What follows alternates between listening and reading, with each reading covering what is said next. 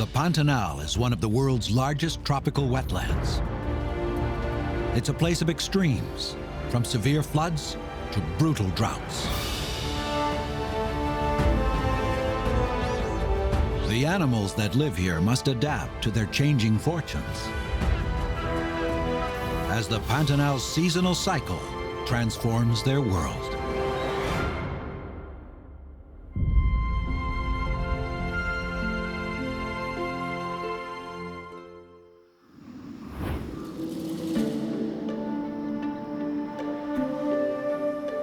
The Pantanal is one of the world's great reservoirs of plant and animal life. Scientists estimate that it's home to 80 species of mammals.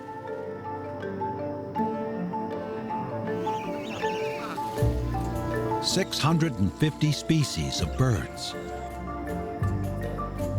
50 species of reptiles, and over 300 species of fish. These great concentrations of wildlife are made possible by a seasonal cycle that defines life here.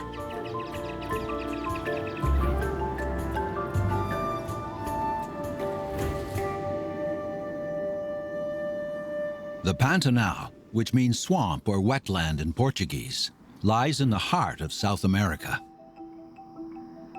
Its vast low-lying plains extend into Bolivia and Paraguay.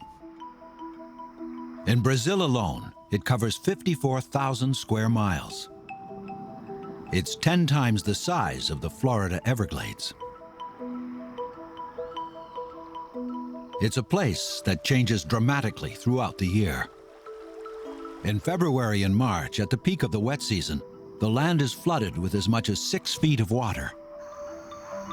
Then, 6 months later, it vanishes and becomes parched. This seasonal and relentless water cycle defines this world.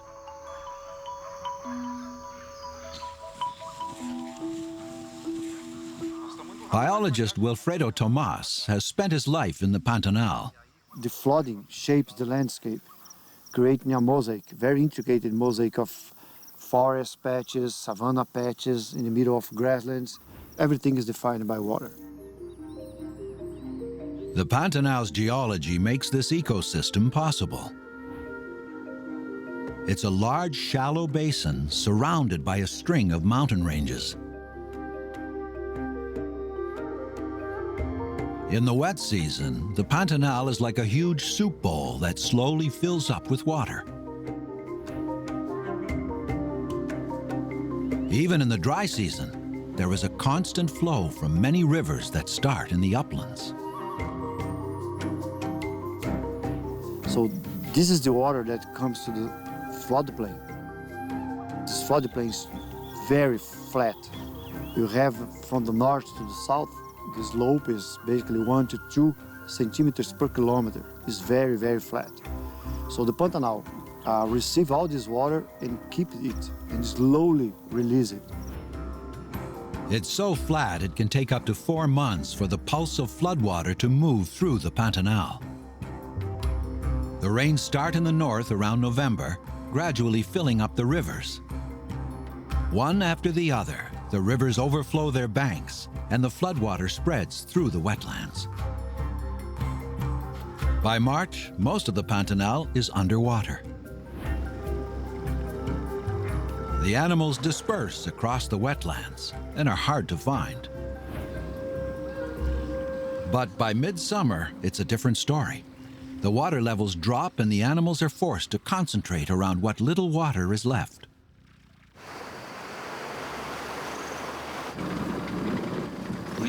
Really hot right now. Naturalist and cinematographer Christian Demetrius is here to film the wildlife. He's been studying and filming in the Pantanal for over a decade. Here there are a lot of animals, but almost no roads. Driving in the Pantanal is always an adventure. We have to cross lakes like now.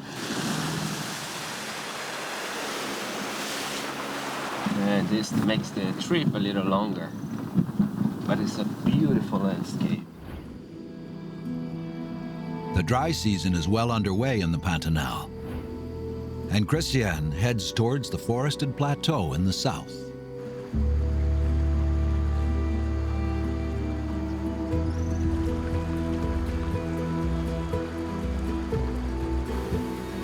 The Serra de Botoquena is one of the mountain ranges that frame these wetlands. With a higher elevation, they stay green year-round. These ancient hills are hundreds of millions of years old. They're the gateway to the southern region of Pantanal. Once part of an ancient seabed, these tree-covered limestone hills are riddled with caves, sculpted by water.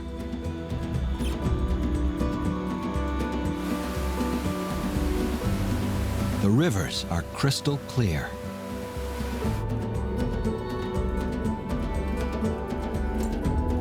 The high concentration of limestone dissolved in the water binds to particles floating in the water, making them heavy, so they drop to the bottom, making the water clear and transparent for up to 50 yards. Since sunlight easily penetrates the clear water, there's lush aquatic vegetation that in turn feeds the fish. One species, the piraputanga, specializes in plucking fruit from low-hanging branches.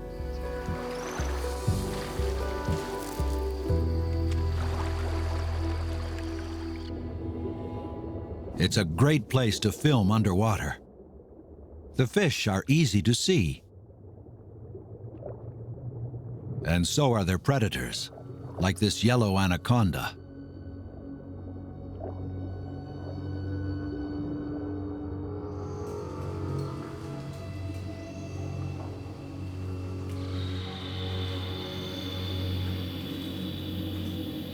The Botoquena Hills are honeycombed with caves sculpted by the water that percolates through the limestone. Many have yet to be explored. For this barn owl, the cave provides relief from the heat and humidity outside.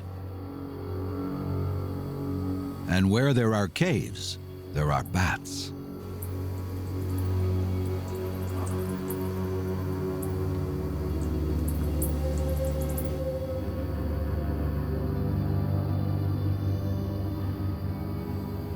Deep inside is a strange and ferocious-looking animal, a whip scorpion.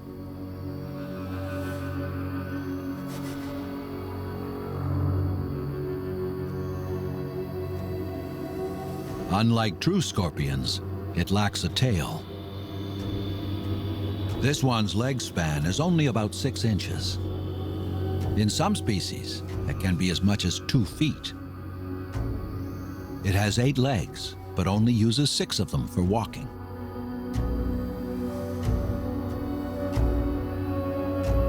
The front pair is modified for hunting in darkness. They are made up of tiny segments, giving them the appearance and flexibility of a whip.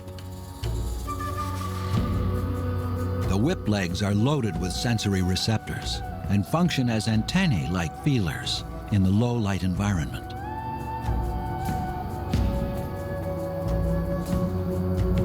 A cricket or 2 a week is all that it needs to eat. Their eyesight isn't very good. So unless the sensory legs touch their prey, they don't see it. The scars of the erosion that formed the caves are also evident on the surface of the hills.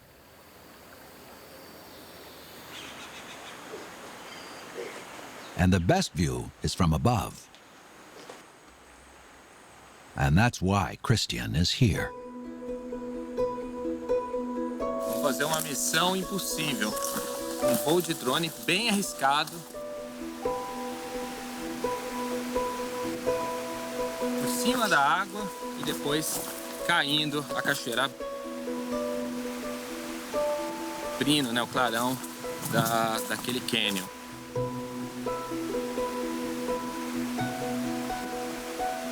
Uma vez que ele chega ali, ele vai dar uma bambeada. Se der certo, vai ser uma imagem maravilhosa.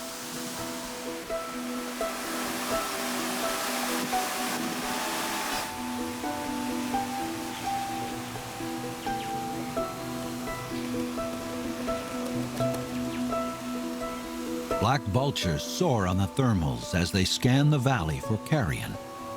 The drone follows them, but the same updrafts that carry the vultures are too strong for it.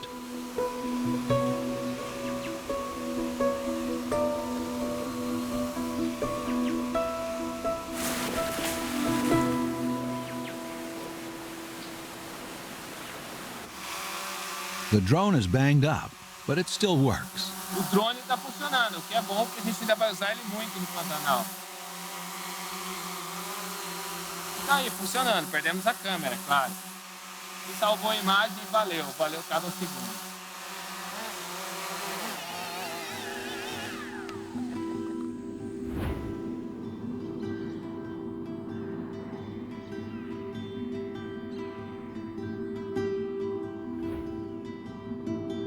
July turns to August.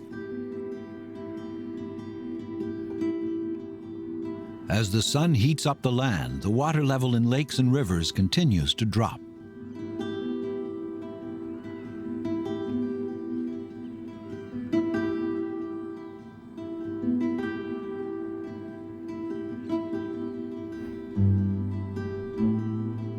The film crew leaves the mountains behind and heads north.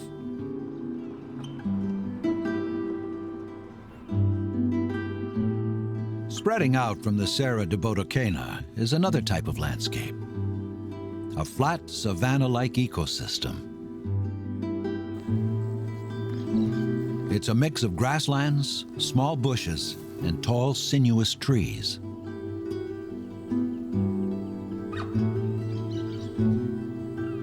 The ipe tree is the iconic tree of the Pantanal's grasslands. They can reach 160 feet and are supported by a narrow trunk. The ipe is a deciduous tree that drops all its leaves before producing large clusters of beautiful flowers.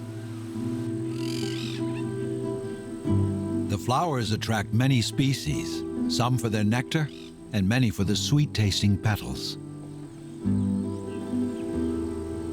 But within a week or two, it's over.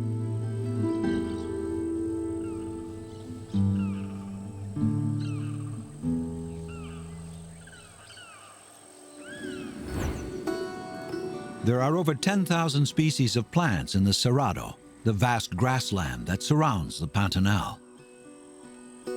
Almost half of these species are not found anywhere else in the world. The Cerrado is where many of the Pantanal's animal and plant species come from. Only about 50% of the Cerrado remains in Brazil, as most of it has been converted into farmland. Cerrado is a very important ecosystem in South America. It's probably the richest savanna in the planet, especially in central Brazil. The health of the Cerrado is crucial to the Pantanal's survival. One thing, when you compare the Cerrado in the Brazilian upland with the Pantanal wetland, is all the rivers that form the Pantanal starts in the high plateaus. So everything happens in the plateaus will affect the Pantanal. Because 80% of the Pantanal is flooded for half the year, it is still mostly wilderness. There are few people, little development, and very few roads. Now we're totally off-road. Christian is on his way to the Rio Negro, the Black River, a hotspot for wildlife. But with each flood season comes a new landscape. The force of the floodwater changes everything, including last year's roads. It's really hard to find the way here. We don't have many roads. We have to go through all these farms and go through lots of gates.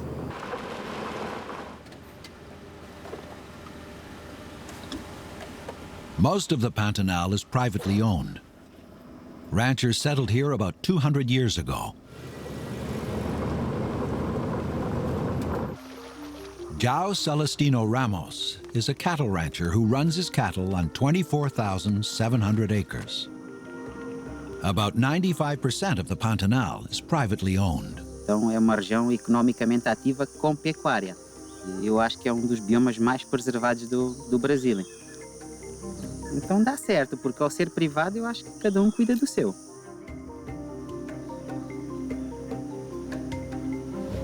Ranching in the Pantanal comes with its own set of challenges. Predators like the jaguar see cattle as just another meal.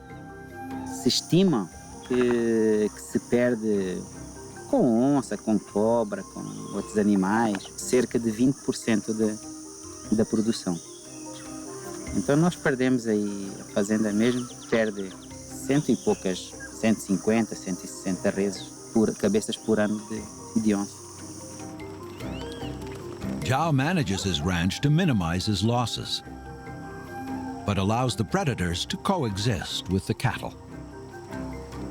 Monitoring his cattle is a full-time job. O cavalo pantaneiro é uma ferramenta essencial para nós aqui no Pantanal.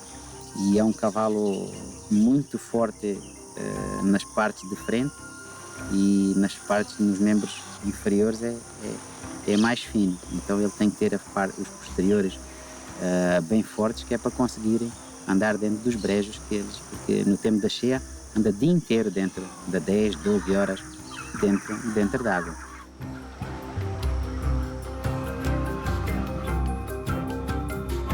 The Pantanal breed is thought to have originated from horses brought to South America by Spanish conquerors and settlers in the 16th and 17th centuries. Over the centuries, they adapted to the harsh conditions of the Pantanal.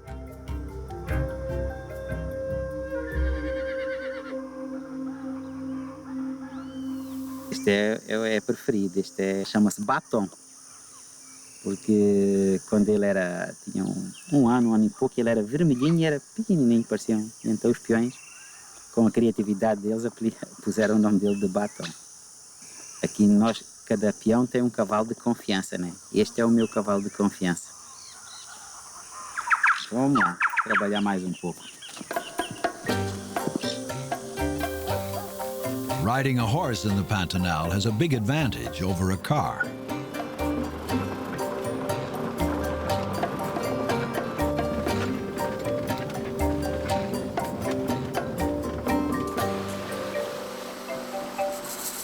Here we have two good examples of the challenges of driving in the Pantanal. We have the sand that we can get easily stuck. And then we have the water. I can see the road coming here and coming out there. But we have no prior information if this is shallow enough. At the peak of the wet season, about 5 feet of water covers 272,000 acres of the Pantanal. So there's no telling how deep it is now. The only way to know is to test it. The verdict? It's too deep, so we can't cross. If you can't go through it, go around it. It's worth it.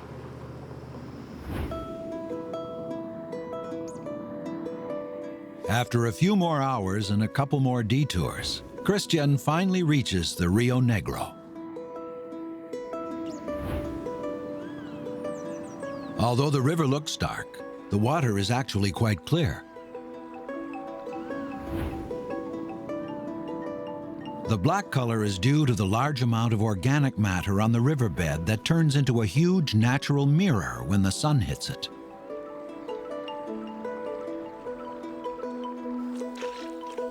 Some of its most charismatic occupants are sleek and powerful swimmers, an otter mother and her cub. These are neotropical otters. They are very adaptable and can live in many different kinds of habitats.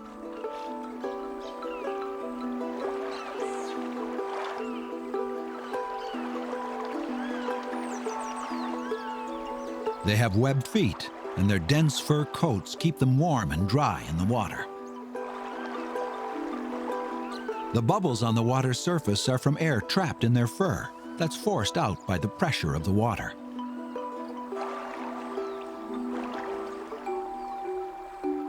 They're solitary animals. The male left the female after they mated, and she's raised her cub on her own. It was born last year, and it will soon be time for it to leave her.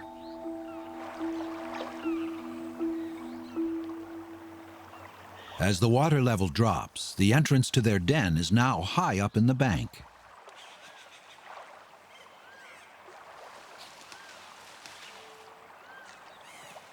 When the floods come again, she'll move to another den in a sheltered spot.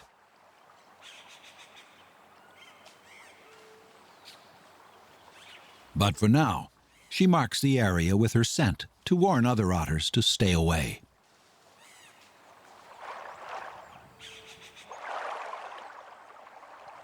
She's lost the end of her tail to some hungry piranha. It doesn't slow her down when it comes to hunting. She dives to the bottom and feels for catfish that lie half buried in the mud.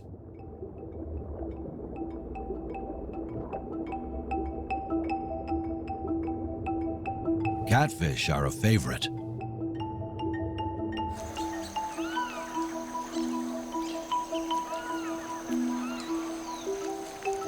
Every morsel is devoured, except the bony head.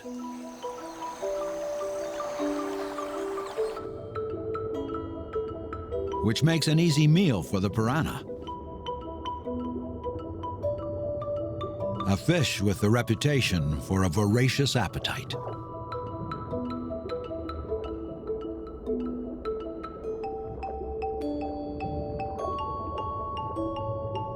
While it's true that piranhas are ravenous flesh eaters, the two main species swimming in the rivers in the Pantanal will happily settle for scraps. Normally, they specialize in eating the scales and fins of live fish.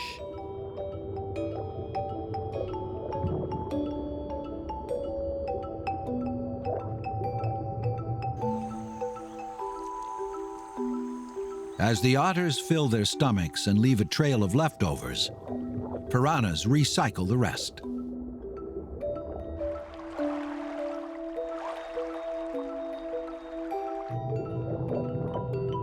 The dry season is a good time for piranhas. The concentration of fish in the shallow water means food is more varied and abundant. When the Rio Negro floods, the piranhas and other fish will leave the riverbed and swim out over the floodplain, where they will reproduce. The savanna and forests become a giant fish nursery.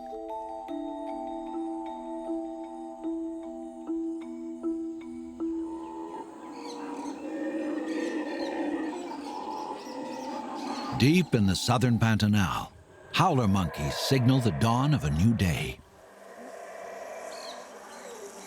It's September and almost the end of the dry season. But there are still flowers, fruits, and nuts left to feed the animals.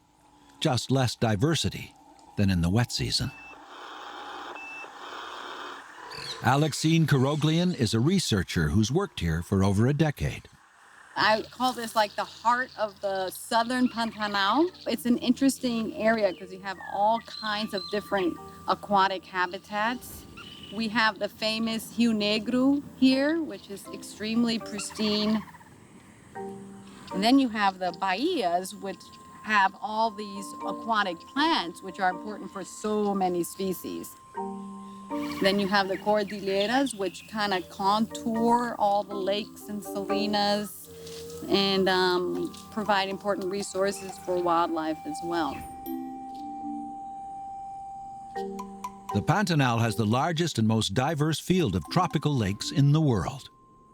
There are about 10,000 lakes, which cover an area of 9,000 square miles.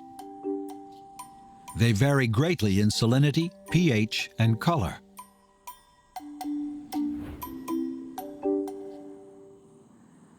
Salinas are the salt lakes that are part of the mosaic of this unique landscape.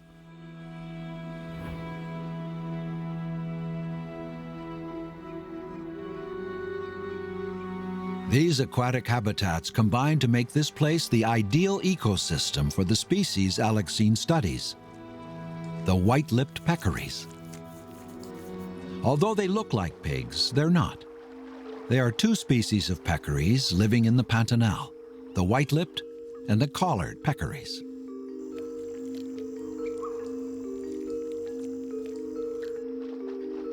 Herds of white-lipped peccaries range over great areas and aren't territorial, while collared peccaries have smaller home ranges and defend their territories. The white-lipped peccaries roam the Pantanal in large herds.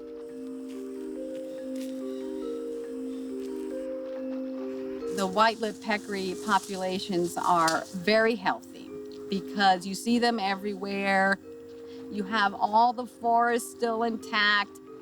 The water sources are extremely healthy with all their aquatic plants, and all this makes the peccaries much more happier, as all wildlife. So it's the ideal, perfect example, and it's something we would like to see everywhere, actually. Christian knows Alexine's study area well. He's been here many times before. So we are here in a place called Nhacolândia. It's one of my favorites. So we have different areas like big savannas, rivers, and this with all these lakes. And this is the best place to find wild peccaries. Peccaries are constantly on the move, so they won't be easy to find. They're really fast and they move a lot. They move through all this area, so we never know where to find them. It's always a challenge when we film wildlife.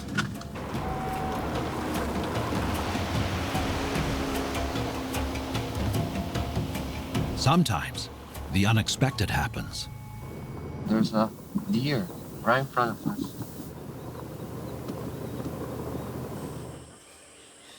It's a brocket deer. They come in two colors. This one is a gray brocket deer.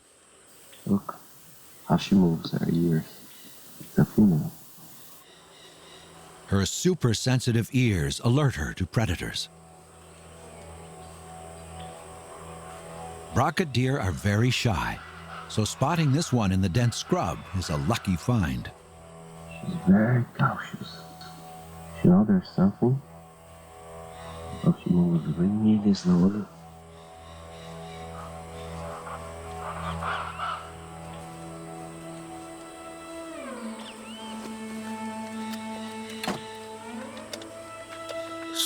She's gone, but the peccaries are right there. That's her main goal. It's a big group, but we can't film. I can't move, because otherwise they'll run away. We just have to wait, see where they're going, and try to go ahead of them. They're already very aware that we're here.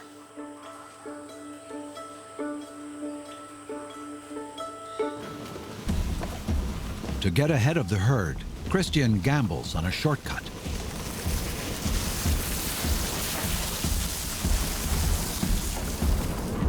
In the wild, everything happens really fast, so you need to be ready, we need to be prepared all the time, because nature never waits.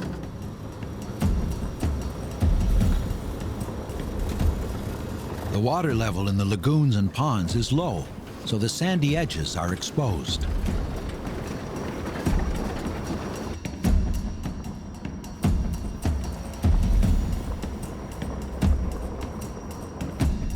More water evaporates than comes into the Pantanal in the dry season.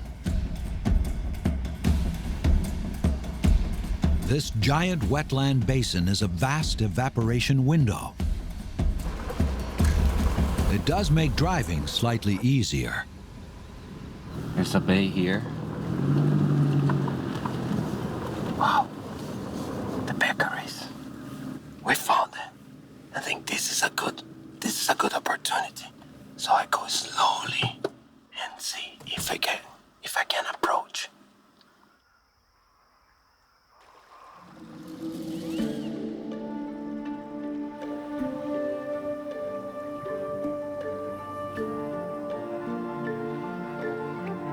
There are about 30 animals in this herd.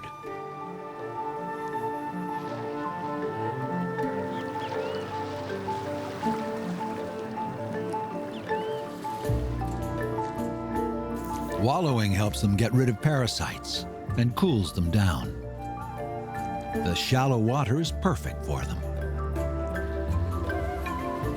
Although they prefer fruit, they also like to eat aquatic plants. Because they aren't hunted here, the peccaries aren't afraid of humans, so they continue to enjoy their mud wallow. I'm really happy to get this shot, and we just keep moving for more and also to the next adventure. So the quest never stops.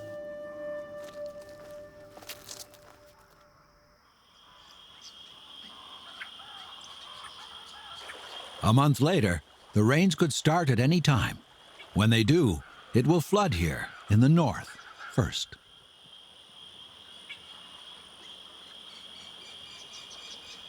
At the end of the dry season, the white high water line on the trees shows just how much water came through here at the peak of the wet season.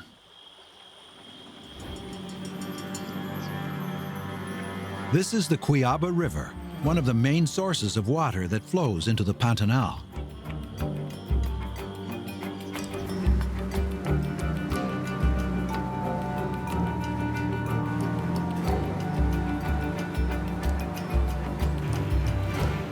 For professional guide Ailton Lara, this is the best time of year to see wildlife, especially the elusive and largest cat in the Americas.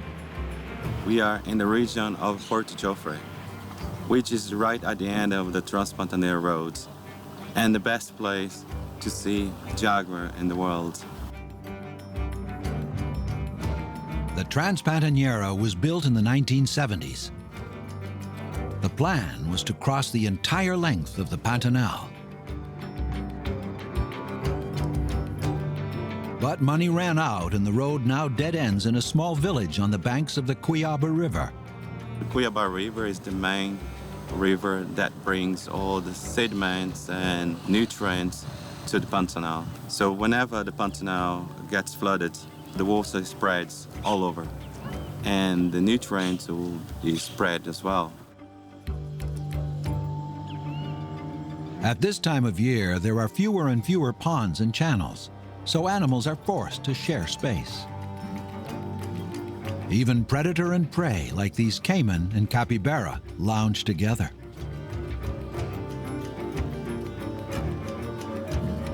The Pantanal has some of the hottest temperatures in Brazil, so both need access to the water to cool off.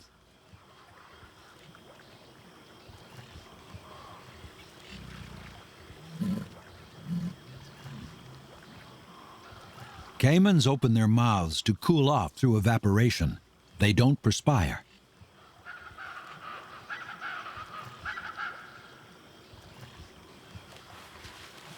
Caimans mostly hunt in the water, so staying this close isn't too risky for the world's largest rodent, the capybara. The shallow water also makes hunting for fish easier for the caimans, so they probably aren't too hungry. Still, it's a delicate and tense time.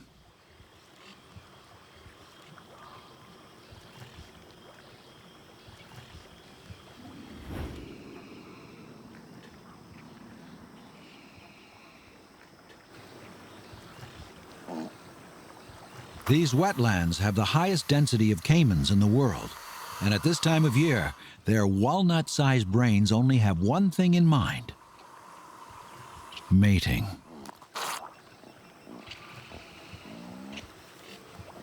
They're not the biggest of the crocodilians, but their tails still pack a mean punch. Not all species are as easy to find as the caiman. That's why Christian enlists Ailton's help to track jaguar. While looking for jaguars, we listen to the birds, we watch the caimans, the capybaras, if they look very nervous. So must be a jaguar around. So when you hear the birds warning, so that's almost 100% a jaguar.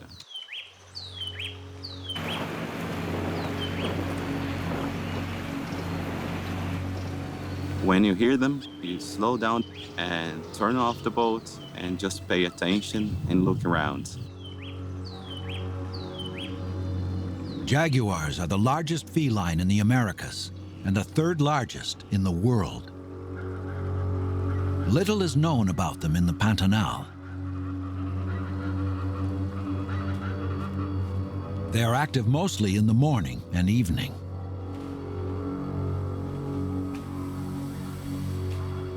Since they are well camouflaged and mostly solitary, they are hard to find.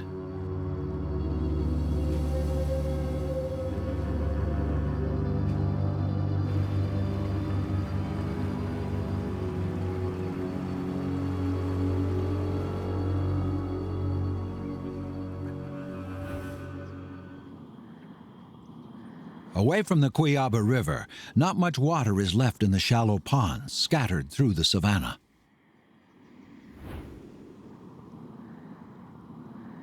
The ponds are all that remain of the floodwater. It's like a supermarket for fish-loving birds, like these 3-feet-high wood storks.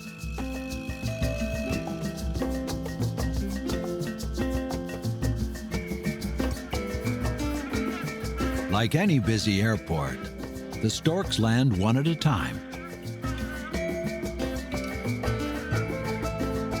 And there's always room for one more.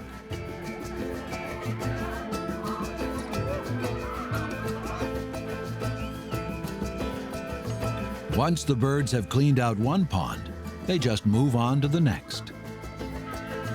Somehow they know where the good ones are.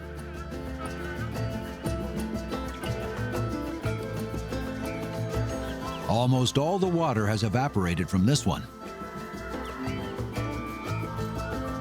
But there's still lots of little fish to be found.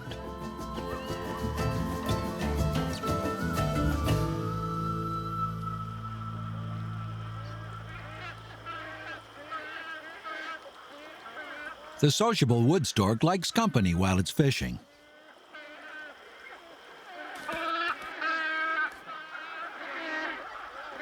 As long as the company doesn't cross an invisible line.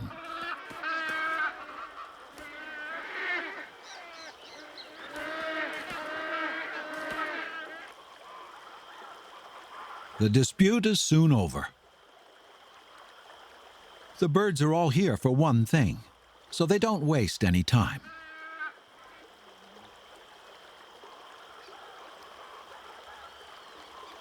Their technique is simple. Open your bill in the water, and then wait for the touch of a fish that wanders too close.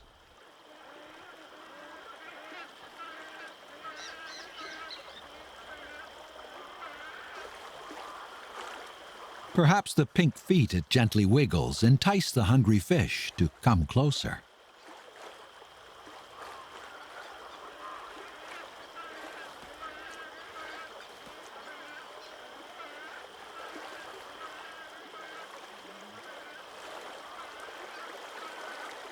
When it feels the fish, the stork can snap its bill shut in as little as 25 milliseconds. An incredibly quick reaction time, matched by few other vertebrates. The symbol of the Pantanal, the jabiru, has a different technique. It specializes in finding small creatures buried in the mud.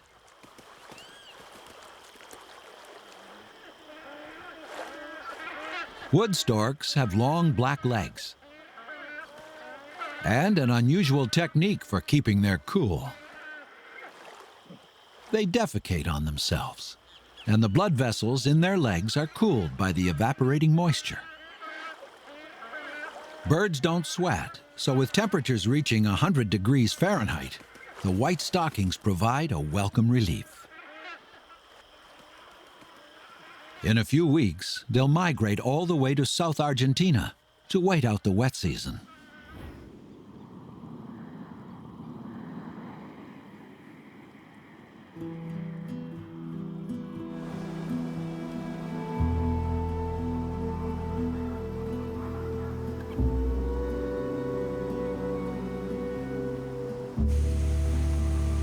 Hoping to beat the start of the rainy season,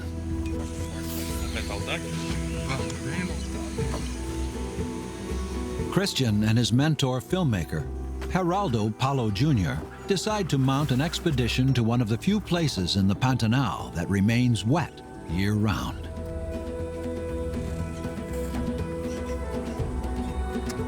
It'll take them a day to get there by boat.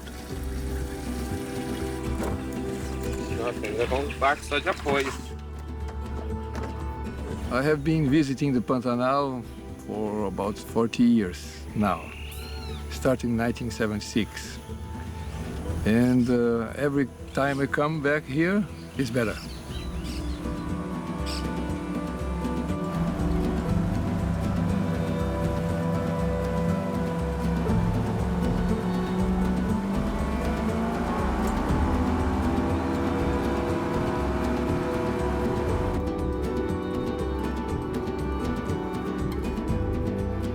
Their destination is Serra do Amolar, a place unlike anywhere else in the Pantanal. The combination of wetlands and forest and mountains makes the vegetation here one of the most diverse in the Pantanal.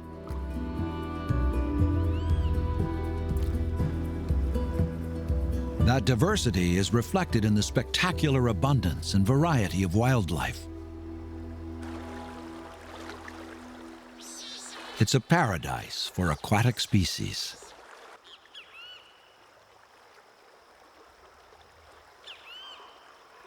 At almost 6.5 feet long, and with their unique, handsome bibs, giant otters are striking and hard to miss.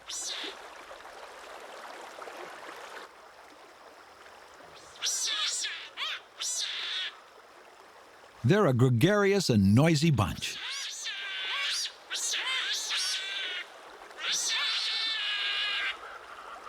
They're very territorial and hang out in tight-knit families.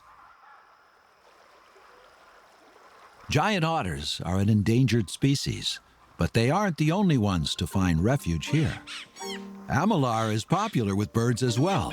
A noisy and sociable bunch of yellow-rumped caciques have chosen palm trees for their colony. Some colonies have 250 nests. Not all of the bag-like nests are occupied. Some are used to distract predators.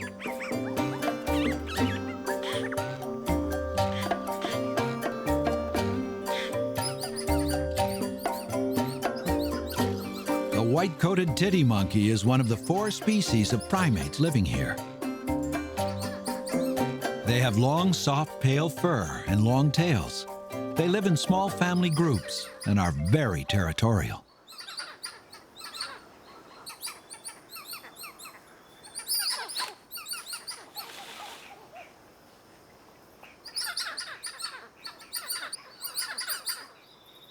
When they want to discourage another titty or an intruder, they are very vocal.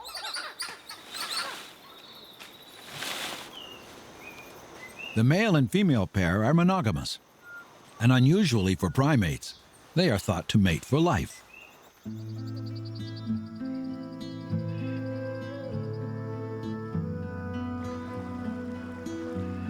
The wildlife of the Serra do Amolar flourishes because it is so isolated.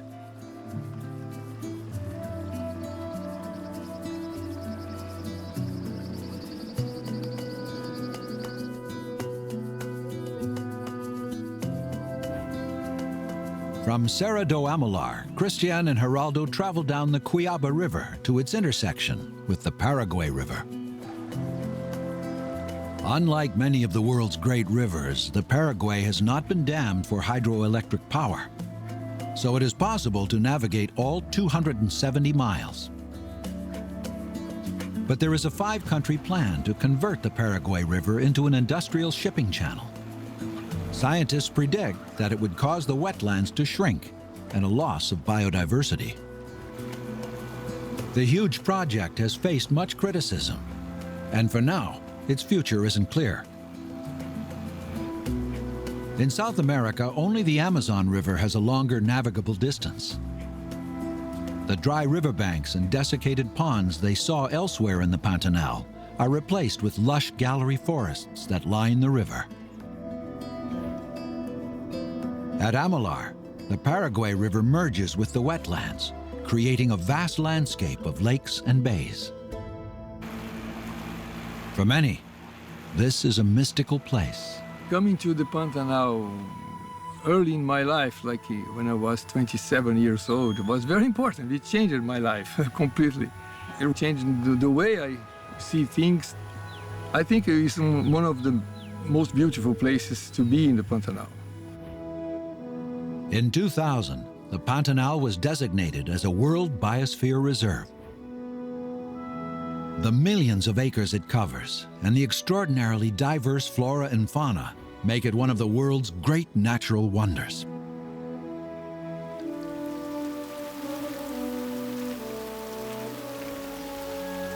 In the north, the dry season is coming to a close.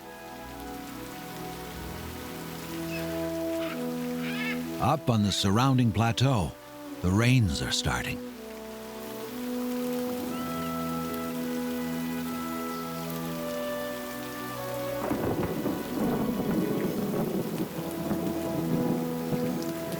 Eventually, the riverbanks of the Cuiaba, the Paraguay, and other rivers in the Pantanal will start to overflow. A giant pulse of water will gradually travel south until the soup bowl is full. And a terrestrial world will become aquatic once again.